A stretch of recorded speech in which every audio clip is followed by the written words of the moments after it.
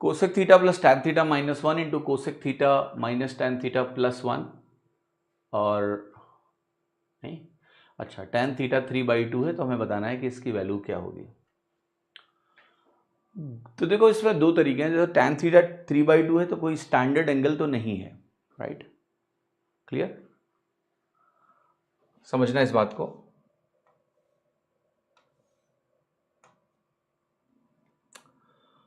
अगर tan theta मुझे 3/2 दिया हुआ है, ध्यान से देखना, तो ये पता है स्टैंडर्ड एंगल नहीं है, कोई ऐसा नहीं है कि मुझे थीटा की वैल्यू यहां से मालूम है, मुझे नहीं पता है।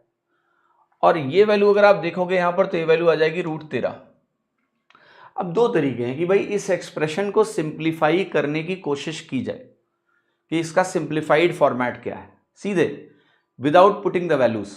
बट उसमें एक रिस्क है, या तो आपको ये पहले से आता हो कि भाई पक्का एक स्टैंडर्ड एक्सप्रेशन बनेगा, सिंप्लीफाई करेंगे छोटा होगा, तब तो ठीक है उस रास्ते में जाना। लेकिन एग्जामिनर का अगर मूड खराब है और तुमको ये पता नहीं है कि ऐसा होना है नहीं होना है, पता नहीं है पहले से, तो हो सकता है उसने ऐसे सवाल बना दिया हो कि भाई ट्राइंगल से वैल्यू निकालो और डालो। समझ रहे हो कि नहीं? तो if you do not know it this will be simplified, don't try to simplify it in theta. बेहतर है आप वैल्यू रखो सीधे। तो cosec theta plus tan theta की बात है, तो मैं कोसेक थीटा रखने जा रहा हूं, तो ये वैल्यू बनेगी √θ/3। टैन थीटा की जो वैल्यू है वही 3/2 है, यहां पर है -1। यहां पर वैल्यू आएगी cosec theta minus tan theta, तो ये वैल्यू हो जाएगी √13/3 -3/2 +1।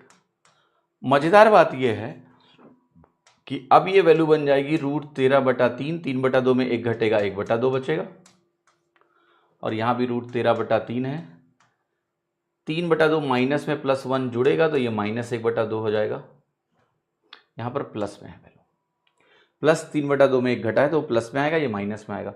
अब आप देखो ये a+b है, ये a-b है, तो a² - b² बनेगा, तो ये 13/9 बनेगा, -1/4 बनेगा, तो ये 9 चौके 36 हो गया, 13 चौके 52 हो गया, 52 - 9 हो गया, 52 - 9 होता है कितना? 43, तो 43/36 आपका आंसर आ गया। आंसर हो गया आपका सी।